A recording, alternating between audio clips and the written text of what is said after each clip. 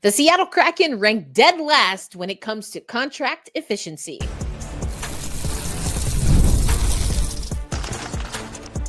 You are Locked On Kraken, your daily podcast on the Seattle Kraken, part of the Locked On Podcast Network, your team every day. Hello, Seattle hockey fans. Welcome to another episode of Locked On Kraken, part of the Locked On Podcast Network, where we bring you your favorite team, the Seattle Kraken, every single day. My name is Erica Ayala, your host of Locked On Kraken, an accredited media member for Milano Cortina 2026. That's right, I will be at the next Winter Olympics, also a contributor to CBS Sports, where I talk women's basketball, and have been your host of Locked On Kraken since the very first episode. Today's episode of Locked On Kraken brought to you by our good friends over at FanDuel. Right now, new FanDuel customers can get $150 in bonus bets if your first $5 bet wins. Again, Erica Ayala here. I told you on yesterday's episode, going to repeat it probably a few times today. We are in the off season, so we are 3 times a week. This week and next week, that will be Wednesday, Thursday, Friday. And of course, you can catch the Women's Hockey Report on Saturday on the Locked On NHL channel.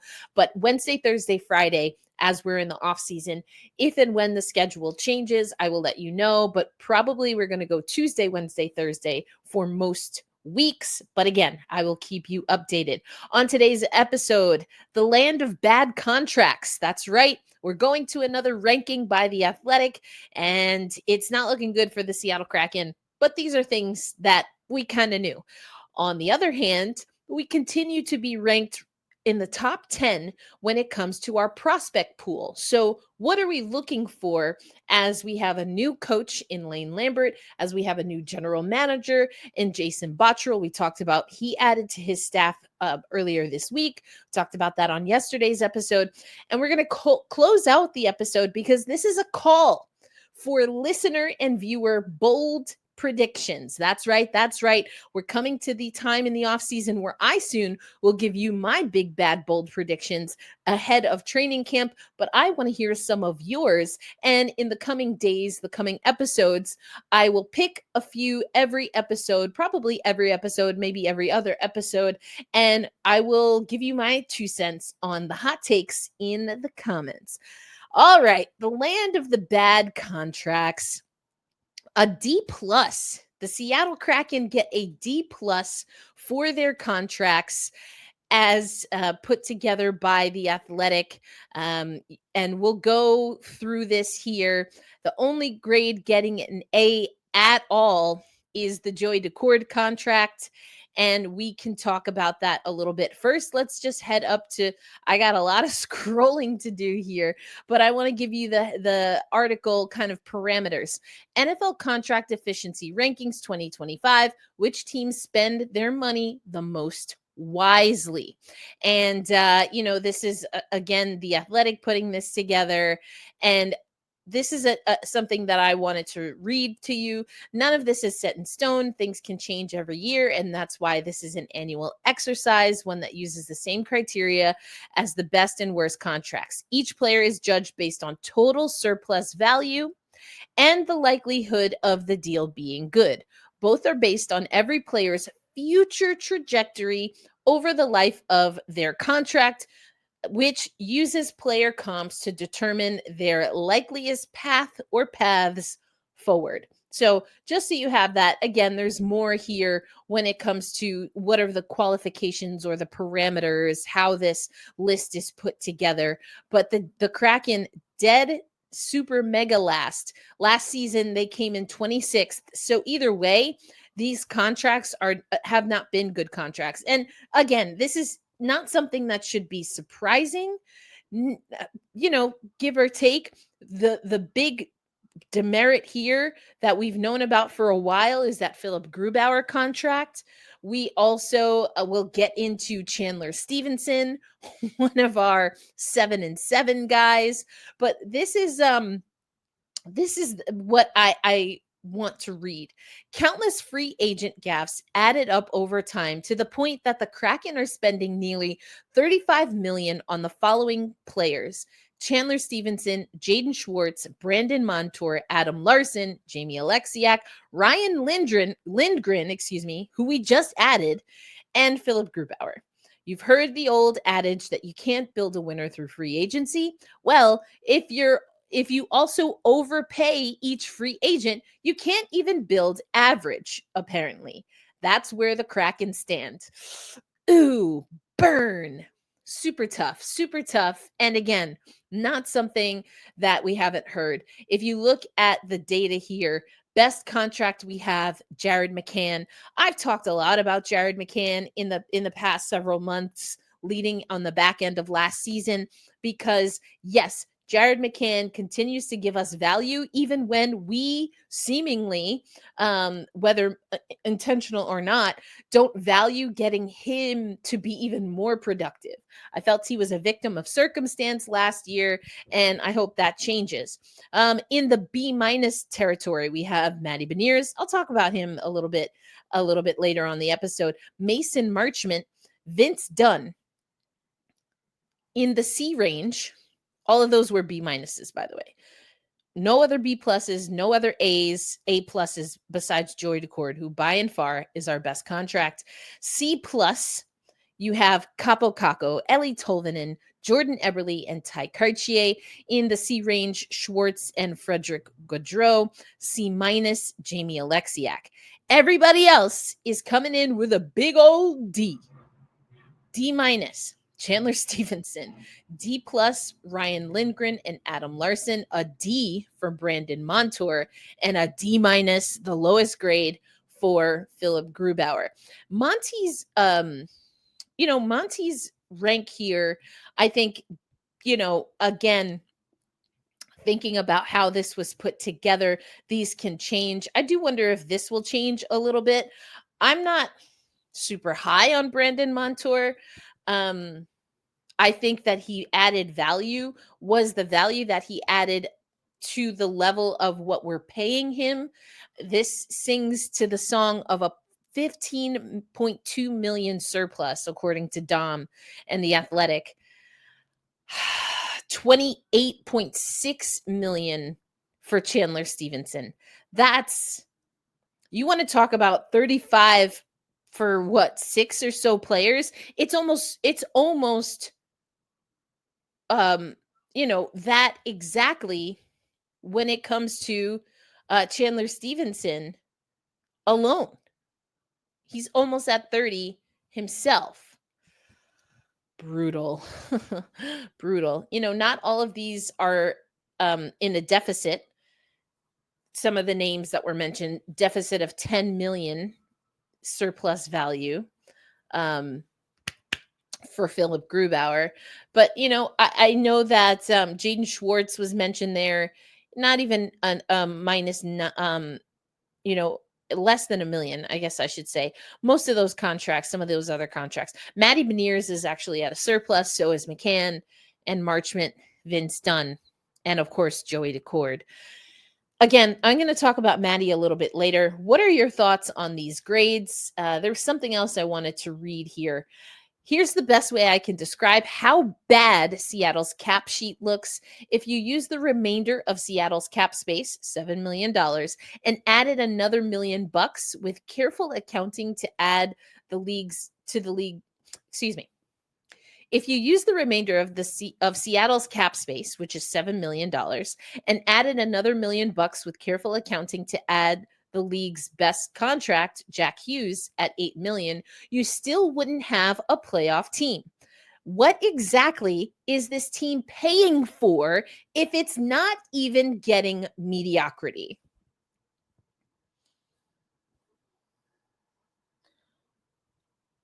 Oh, that's brutal. And I don't think it's wrong. I think we've been talking about a lot of this. Seeing it in print, so to speak, doesn't make me feel great. But it shouldn't be a surprise. Like, are you surprised to read that? Because I'm not. I don't like reading it, but I'm not surprised. And there are a few different articles that I'm also going to point to, because we know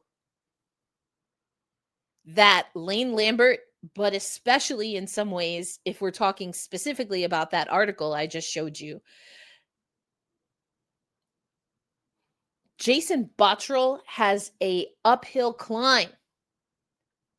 There is so much that needs to get done that it blows my mind that the term "as soon as possible" was brought up, and apparently the time frame on "as soon as possible" is not even agreed upon when it comes to some of our higher ups.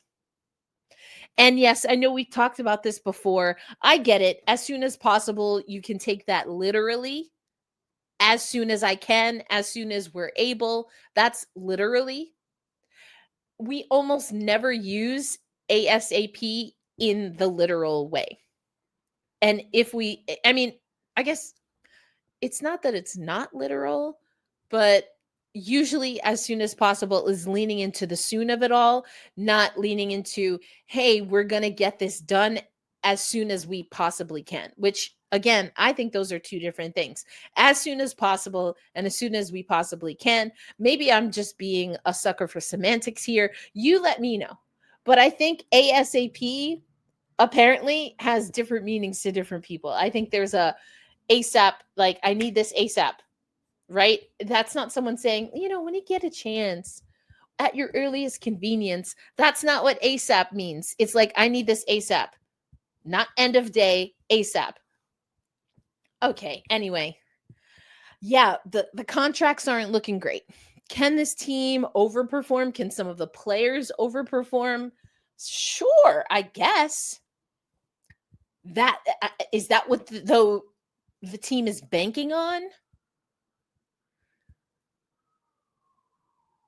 And then that's where you get into this difficult conversation, from my estimation, on, is this a team, if they're not going to win, if they're not even going to be mediocre, then is this a team that can tank?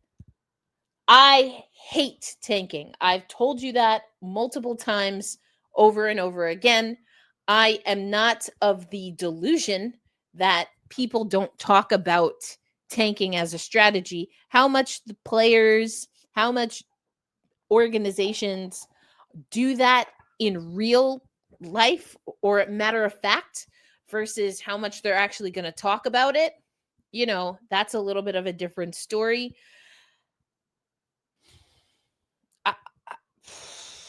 I don't see how this team is built to win in the intermediate, in the immediate, the intermediate, or the future. I don't see that. So, what does that mean for the other side of the coin, if you will, and our pipeline? Because if this team isn't good, does that mean that we're going to start pulling from the pipeline and giving some young folks a chance? Or are we going to see them move around the trade deadline, in-season trades, things of that nature? Are we going to build up some draft capital? What's going to become of one of our biggest assets, which is a top 10 prospect pipeline? We'll talk about that coming up on today's episode of Locked On Kraken. As I mentioned at the top of the show, today's episode of Locked On Kraken brought to you by our friends at FanDuel. Summer sports are in full swing. NWSL, WNBA. We've got, volleyball, softball, so much Little League happening. And, baseball under the lights, golf on the green.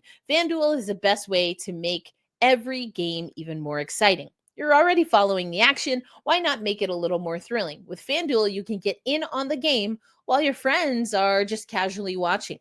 I love taking a look at the FanDuel futures bets, division standings.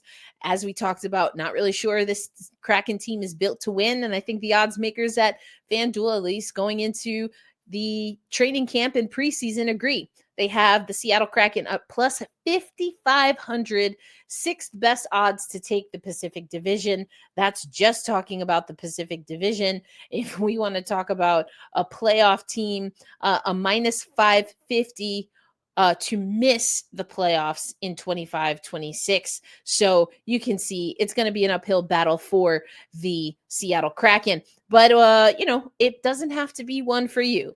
If you're new to FanDuel, new customers can bet $5 and get $150 in bonus bets if your first bet wins. Open the FanDuel app today or visit fanduel.com to get started. Thanks as always for making Locked On Kraken a part of your daily destination, whether we're your first listen, your midday listen, or your late night listen while you're getting the kids down, getting ready for the next day. We appreciate you. A reminder that we are at 3 days a week. We are in the off season, and for the next 2 weeks, so this week and next week, we will go Wednesday, Thursday, Friday. Probably for the remainder of the offseason, we'll go Tuesday, Wednesday, Thursday, but I will keep you up to date if the schedule changes. Worst use of contracts in the NHL. Not surprising, but extremely disappointing. So we do know, though, that the Seattle Kraken continue to have a prospect pool that ranks well. In fact, the very same publication, The Athletic, at the top of this year, ranked the Seattle Kraken 10th overall in the National Hockey League when it comes to prospect pipeline. And that was before the draft, of course, thinking about Shane Wright, Berkeley Catton, who, again, I think it's because of a lot of the things I said in the first segment. It does seem to me like there's a pathway here for Berkeley Catton. And if there is not a pathway for Berkeley Catton on this squad,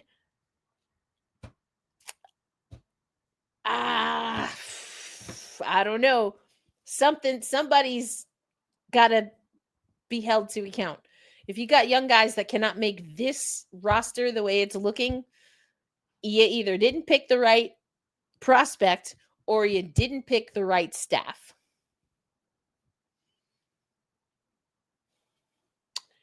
You either didn't pick the right prospect or you didn't pick the right staff.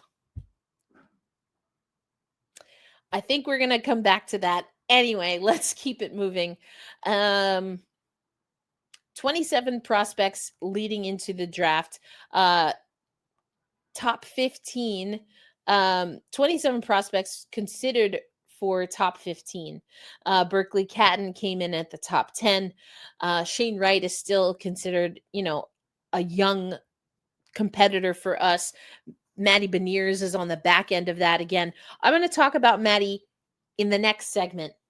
I keep mentioning him, but I think you might, we're going to talk about bold predictions and how I want you to send in your bold predictions. And so I keep telling you, I'm going to talk about Matty Beniers. So maybe you'll get a Matty Beniers bold prediction from me later on in the show. I don't know. You got to keep listening. You got to keep watching to figure that out. So Berkeley Catton, for a franchise that has missed the postseason in the last 2 years, again, doesn't have contracts that are aging particularly well, guys getting paid a more than a decent amount and underperforming.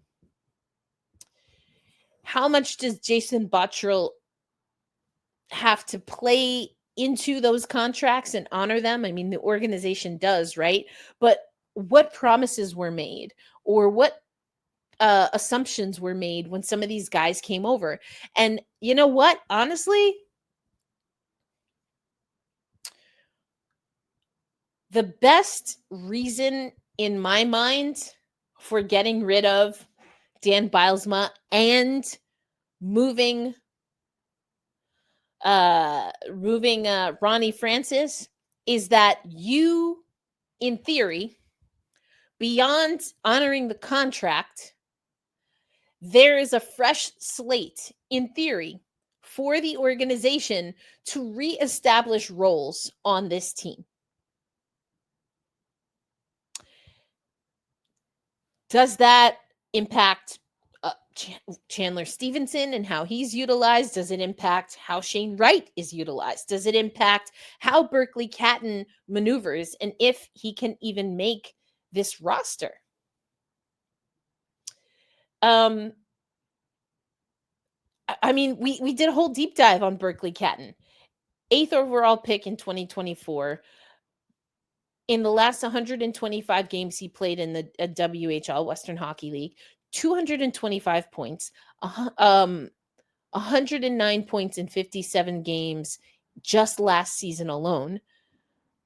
This is what Berkeley Catton told Sports Illustrated.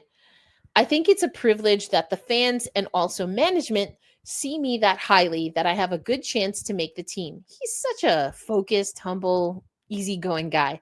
Anyway, I don't look too far into it. Honestly, I think it's just once you get on the ice, you just do your thing. So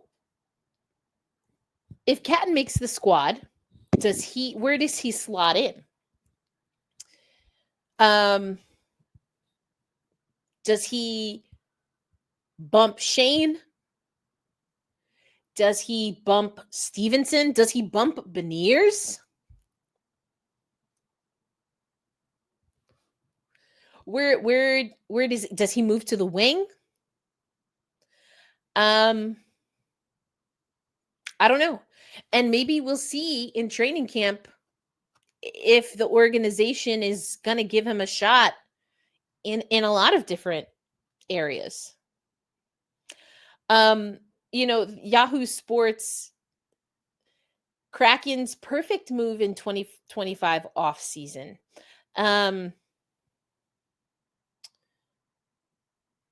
This is what I wanted to read from this article.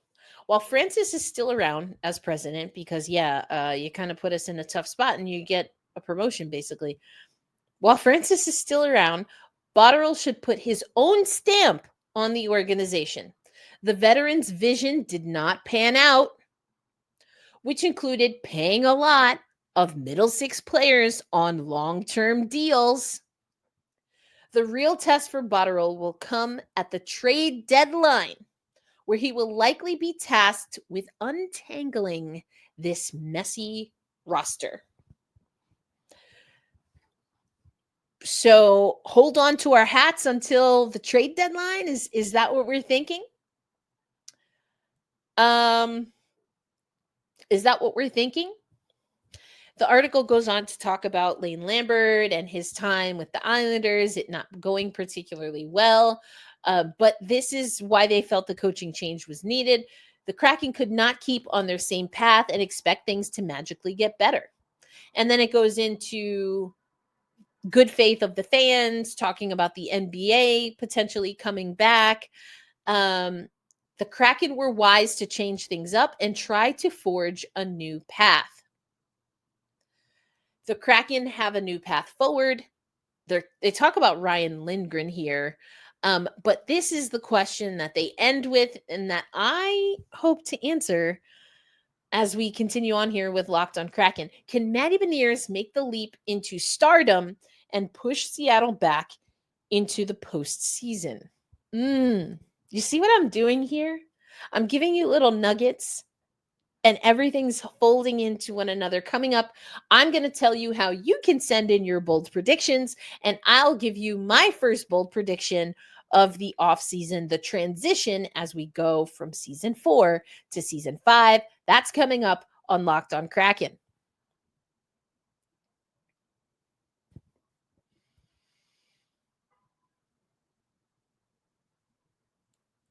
Seattle hockey fans, thanks as always for making us a part of your daily destination, your first listen of the day, midday listen, our everydayers. We appreciate you. OGers, thank you so much for rocking with me since the very beginning. We've had a lot of backdrops, right? I'm on the road right now. We continue to just chug along here. A reminder that if you want, you can follow Locked On Kraken on TikTok at Locked On Kraken, all one word. You can also follow me personally, Elindsay08, ELINDSAY08 on Blue Sky. That also happens to be my Instagram handle if you want to hang out over there. But you're going to want to find a way, if you're not already subscribed, subscribe on YouTube. You can be part of our subtext community. But I'm telling you all of these things, not only because, yes, we do want you to like, rate, subscribe, share, comment. All of those things help the channel grow. But you're going to want to be able to get in touch with us, lockedonkraken@gmail.com, because I want to hear from you. I want to hear listener bold predictions. What are your wildest dreams? What are your boldest of predictions? Your hottest of takes? Let me know. I'm going to start rolling through them, maybe like 2 or 3 every episode or every other episode, but you got to send them first. So many ways to get in touch with us, including, again, if you want to be a part of the subtext community, we are small but mighty. I think we're going to start to see as we get closer to the off season if we can get it ramped up again. Text 918-731-3154 to sign up for subtext if you want to hang over there, give you some hot takes, bold predictions as we get through this season. For me, if you're an everydayer and you listen to my conversation with Jessica Campbell at the top of the year, then 2025 is the year of Beniers, and I am holding her to that. I am holding Matty Beniers to that, because I do think that, and maybe especially if we get a young talent like Berkeley Catton, if we can be a team that attacks net front a little bit more, if we have other players that are really going to buy into the defensive systems that Lambert puts together for this team, and if Matty Beniers comes in stronger, even stronger, he's I think probably wanted to beef up a little bit quicker than he has. I think it was after his first season, he talked about how it's like, I just keep eating. I can't keep the weight down. Bless your metabolism, sir. Bless your metabolism. It's all that Chipotle he eats, right? Year of Beniers. I think he was underrated for us defensively. I get it. You see a high draft pick like that, you want to see him score. And I think that's fair. I think it's also fair to note that he was very good for us defensively. I think his leadership is starting to increase, but I'm with those who are critical. I'm with those who want more from his game. And I'm with Jessica Campbell that there's no reason why 2025 can't be the year of Beniers. And if we get Matty Beniers believing that 25 is the year of Beniers, then that means he's going to start this season, the 2025 portion of the upcoming season, he's going to start that season strong. So my bold prediction is that, yes, Matty Beniers will have a great year, that he's going to come out of the gate strong, that he is going to have come into training camp even stronger, even more focused and determined. And I think we're going to see things turn around for Matty B. That's my bold prediction for especially the first half, or at least the first few months of this season leading into January. Matty Beniers is going to put on a show. And I think that will be good also leading up to the new year in January. We know we're going to have the Olympic break, all of that. And then right into March, getting to that trade deadline. I think if Beniers can open things up, I think that perhaps can be a justification to go young and to trust in the youths. And I think the way Matty goes, the way the organization will go, or should go, maybe, when it comes to giving young guys some chances and giving young talent some opportunities to, as I like to say, cut their teeth in the NHL. So that's my bold prediction, and I'm sticking to it for now. The ways that you can get in touch with us if you want to share your bold prediction, again, you can email me, lockedonkraken@gmail.com. Follow us on TikTok, Locked On Kraken. Follow me personally on Blue Sky @elindsay08. That's also where you can find me on Instagram. Did I say LinkedIn earlier? I don't know. I'm a little tired. On LinkedIn, you can just look up my name. I have an MPA if that helps. Because LinkedIn is a little different, a little bit of a different vibe. I still keep that as part of my title because I did earn it. It has absolutely no relevance with what I'm doing right now, but I do have an advanced degree. Thank you very much. And of course, there is subtext 918-731-3154. We're going to get that up and running again. I want to know your bold predictions. I want to hear and read your hot takes. So send those over. We'll talk about them as we continue on in this off season. That's all for now, folks. Again, Wednesday, Thursday, Friday this week. So we will have an episode tomorrow. I will also record Saturday's episode of the Women's Hockey Report that lives on the Locked On NHL channel. You can follow us at women's_hockey_report on TikTok. We don't have our own YouTube channel yet. We don't have our own audio platform yet, but we're hoping to continue to grow that portion of our coverage. Selfishly, if I may, especially as the host of Locked On Kraken, now that Seattle has a women's hockey team, I can't wait to hopefully grow what we're doing at the Women's Hockey Report. But we need you to follow us. We need you to listen, especially on audio platforms, and share, comment, rate, review, all of those things. Be kind to yourselves. Be kind to one another. Don't forget to send me your hot takes, your bold predictions.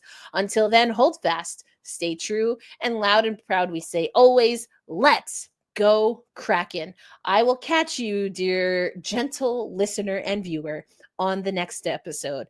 Peace out, everybody.